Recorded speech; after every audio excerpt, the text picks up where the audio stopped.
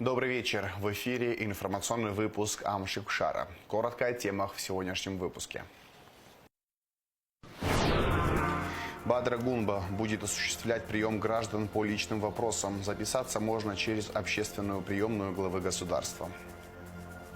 После встречи с группой художников президент лично выехал в Сухумское худучилище, которое нуждается в расширении. Отдел ВАК по развитию молодежи и физической культуры подвел итоги музыкального проекта «Музыка в селах».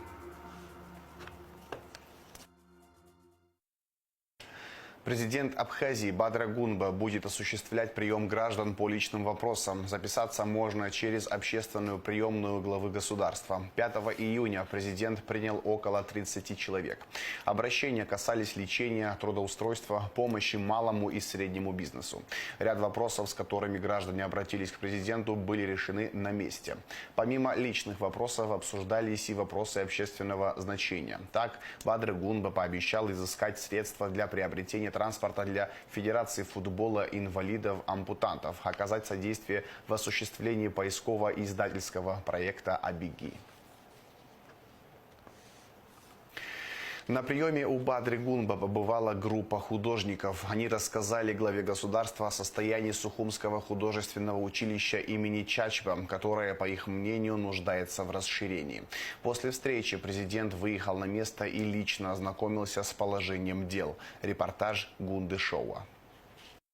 Встреча президента с руководством училища стала прямым ответом на просьбу художников, озвученную в рамках диалога с представителями творческой среды республики. Бадра Гунба подчеркнул важность развития художественного образования и подготовки квалифицированных кадров в сфере искусства. Сегодня на встрече с творческой интеллигенцией, с художниками Абхазии, именитыми художниками Абхазии, был поставлен вопрос о расширении объекта, где могли бы готовиться студенты. Я сегодня посетил училище, посмотрел возможности расширения здания, и я уверен в том, что такого рода поддержка даст дополнительные возможности для более профессионального обучения студентов, которые, безусловно, для нас важны. Готовим проект пристройки, это более 100 квадратов, в которых будут располагаться новые классы, студии, которые придадут особую возможность дополнительно готовить специалистов и профессионалов своего дела. Художники предложили восстановить старое здание, расположенное во дворе училища. Но, по мнению руководителя подрядной организации Рустама Цвейба, оно не подлежит ремонту. Поэтому было принято решение о сносе старого здания и постройке на его месте нового двухэтажного. Глава государства поручил представить план строительства в ближайшее время.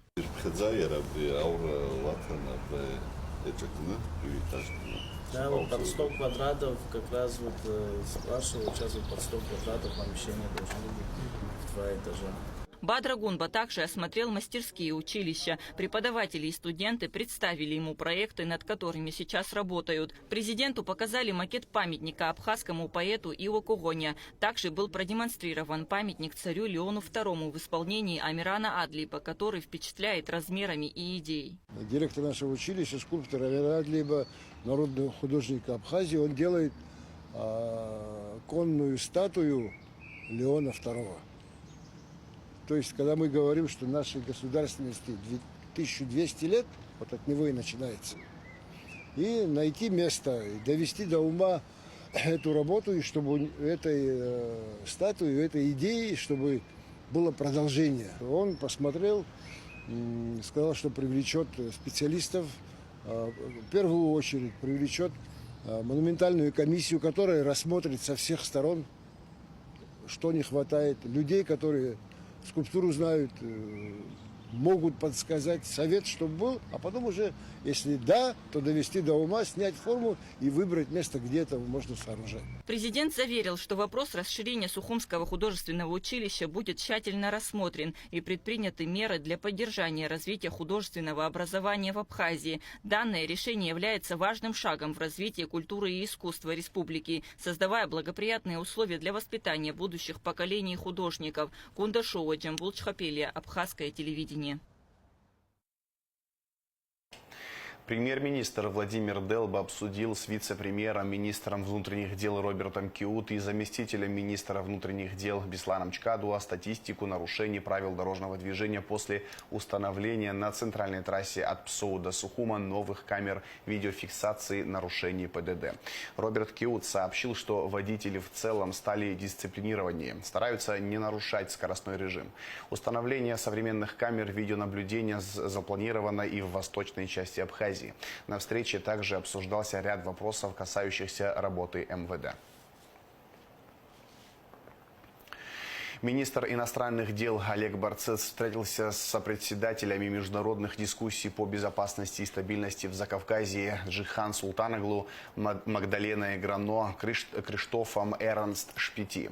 Олег Барцец подчеркнул, что абхазская сторона исходит из того, что главным вопросом является необходимость выработки и подписания с Грузией юридически обязывающего документа о неприменении силы, и напомнил, что механизм по предотвращению и реагированию на инциденты в Гале не работает из-за позиции Тбилиси. В ходе встречи с председателями Олег Барцец также подчеркнул, что в Абхазии обстановка стабильная. Республика развивается в разных областях, и в этом ведущую роль играет сотрудничество с Российской Федерацией. Он также подчеркнул, что Абхазия будет продолжать расширять контакты с внешним миром, работать над широким международным признанием в качестве суверенного и независимого государства. 64-й раунд международных дискуссий по безопасности и стабильности в Закавказье состоится 25 и 26 июня. Министр иностранных дел Абхазии Олег Барцец прибыл с рабочей поездкой в Российскую Федерацию. По прибытии в аэропорт его встретили представители МИД России. 6 июня состоится встреча Олега Барцец с его российским коллегой, министром иностранных дел Сергеем Лавровым. В ходе предстоящих переговоров стороны обсудят актуальные вопросы повестки межгосударственного абхазо-российского сотрудничества. Абхазский фонд «Центр поддержки и развития абхазо-российских гуманитарных инициатив» подписал соглашение о сотрудничестве с Российским фондом Ассоциации территорий расположения атомных электростанций. Подписи под документом поставили главы фондов Дауркова и Андрей Захарцев, сообщили в Минкульте. Ковы подчеркнул, что Абхазию с фондом и концерном «Росатом» объединяют многолетние дружеские связи, и опыт развития культурной среды в российских атомных городах интересен для республики. Поступления налоговых платежей в бюджет за май составили 412 миллионов 920 тысяч рублей, или 121%, сообщает Министерство по налогам и сборам. За 5 месяцев в бюджет республики поступило налоговых платежей на сумму 2 миллиарда 100 миллионов 337,5 тысяч рублей, при плане в 1 миллиард 883 миллиона 786 тысяч. Выполнение составило 111%. Сотрудники Государственного таможенного комитета в ходе досмотра автомобиля в зоне таможенного контроля обнаружили и изъяли психотропное вещество. Материалы по данному факту направлены в следственный отдел СГБ для принятия процессуального решения. 31 мая в ходе реализации оперативной информации сотрудниками правоохранительного подразделения таможенного поста ПСОУ ГТК Республики Абхазия совместно с сотрудниками Гагрского районного отдела СГБ Республики Абхазия в зоне таможенного контроля и режима грузового транспорта по направлению импорт был остановлен и досмотрен автотранспортное средство марки Mercedes Sprinter под управлением гражданина Республики Абхазия Адли Балхаса Варламовича, 1982 года рождения. В ходе досмотра транспортного средства в багажном отделении были обнаружены и изъяты 7 капсул психотропного вещества прегабалин общей массой 3 грамма, а также были обнаружены и изъяты 5202 капсулы, являющиеся противоэпилептическим лекарственным препаратом габапентин, согласно заключению КЦ МВД Республики Абхазия от 1 июня 2025 года. Материалы по данному факту направлены в следственный отдел СГБ Республики Абхазия для принятия процессуального решения. С 6 июня по 6 июля будет проходить регистрация инициативных групп и партий по выдвижению кандидатов для участия в повторных парламентских выборах по избирательному округу номер 26, сообщили в ЦИК Абхазии. Решение о регистрации кандидатов комиссия примет в течение 10 дней. Повторные выборы по избирательному округу номер 26 назначены на 26 июля. Столичный детский сад «Солнышко» восстановят за счет средств администрации Сухума. Такое решение принял глава города Тимур Агарба. На данный момент рабочие горстройпроекта расчищают территорию от зарослей, чтобы строители могли приступить к восстановительным работам.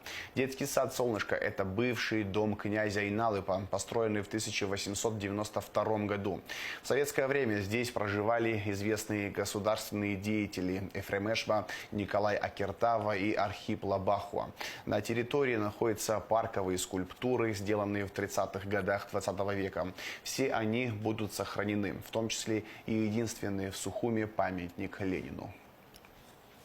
Дошкольное учреждение «Солнышко» в Сухуме будет восстановлено за счет средств столичной администрации. Такое решение принял глава города Тимур Агарба.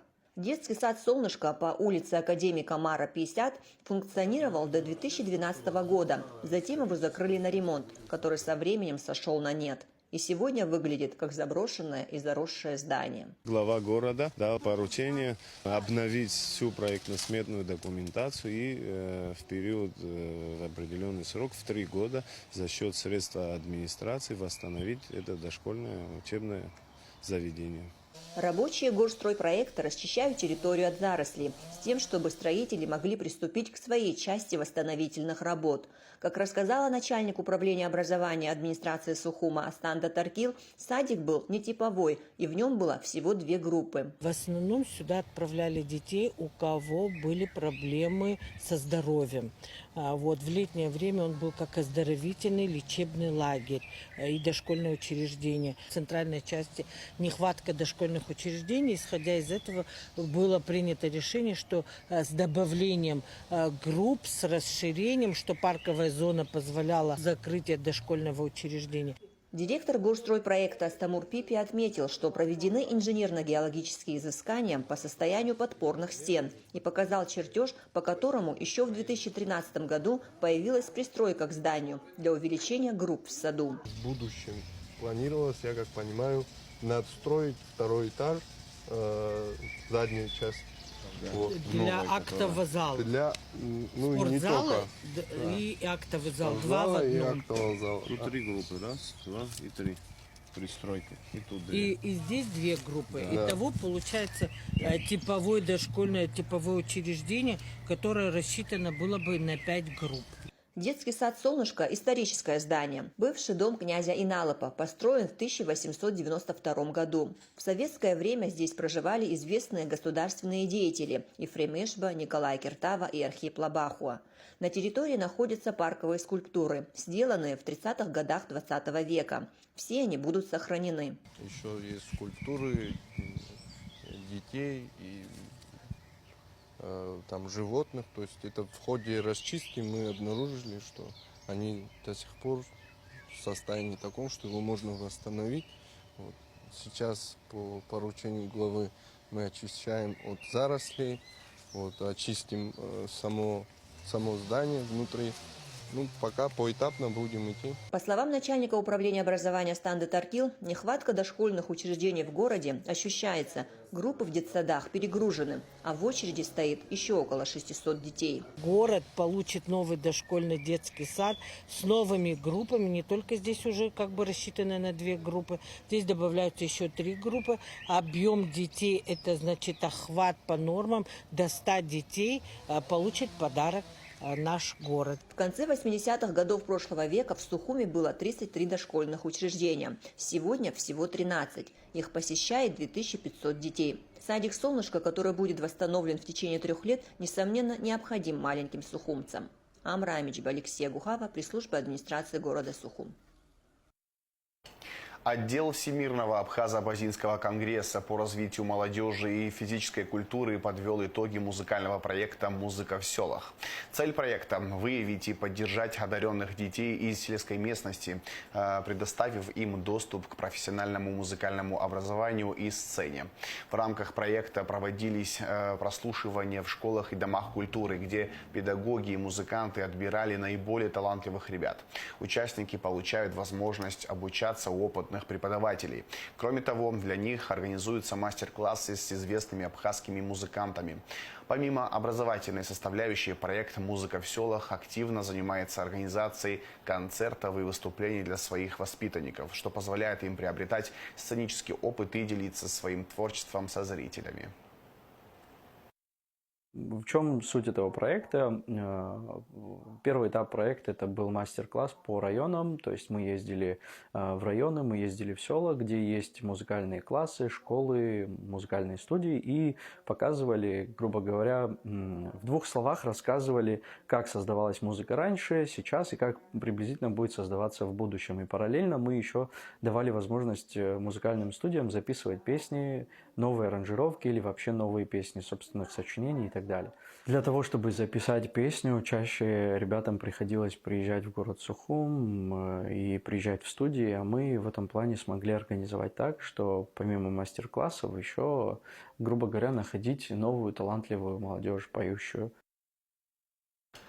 С 28 июня в Абхазию запустят рейсы из Ханты-Мансийска. Время в пути составит 6 часов 55 минут, включая часовую техническую посадку в Саратове. Рейсы будут выполнять авиакомпания «Руслайн» на самолете «Бомбардир» вместимостью в 50 мест. В Национальной библиотеке имени Папаскир прошла встреча делегации из Татарстана с писательским сообществом Абхазии. Главный редактор общественно-политического журнала «Татарстан» Татьяна Вафина и создатель книжного сообщества прочтения Оксана Бирюкова рассказали о специфике книгоиздания в Татарстане. Писательское сообщество Абхазии и гости выразили надежду на то, что взаимодействие получит хорошее продолжение. Одна из наших главных целей – это все-таки поддержка чтения, поддержка интереса к чтению. Да? Мы печатные СМИ, и нас иногда очень угнетает, что говорят, что все печатные СМИ скоро умрут, и будет только там, не знаю, один ТикТок на свете. Да? Вот, поэтому мы всячески с этим делом боремся, опровергаем и всегда поддерживаем любые книжные идеи. Просто мы как-то попали в район Ачимчира, и после чего вот в этом именно журнале у нас появился материал об этом, да, Ачимчира, город мира. И общаясь с людьми, мы тоже пришли к выводу, что здесь читают книги, в том числе читают на русском. Нас очень горячо поддержали. То есть сначала нас поддержали в Узбекистане, теперь нас поддержали в Абхазии, и мы решили, что нам пора выходить на международный уровень. Мы связались с Национальной библиотекой. Буквально вот прям за неделю все решилось. Мы приехали, и вот она встреча свершилась. Журнал «Татарстан», книжного сообщества прочтения и Абхазской национальной библиотеки, ее писателей, ее читателей. Автопробег «Связь времен, связь поколений» пройдет в Абхазии 6 июня. Участники стартуют в 8 утра от станции Гума в Сухуме и проследуют по маршруту Новый Афон, Гудаута, Гагра, Сухум. В ходе пробега запланировано возложение цветов к памятникам героев Великой Отечественной войны и Отечественной войны народа Абхазии, а также митинг в Гагре. Организаторы мероприятия – Госкомитет по делам молодежи и спорту Абхазии, Совет старейшин и Ассоциация по правовой и социальной помощи российским соотечественникам. В завершении выпуска расскажем о погоде.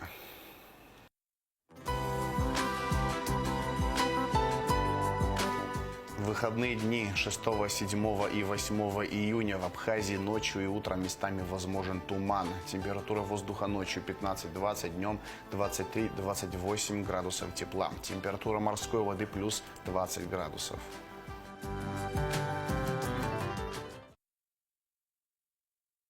На этом информационный выпуск Ам Шивкшара подошел к концу. Всего хорошего. До свидания.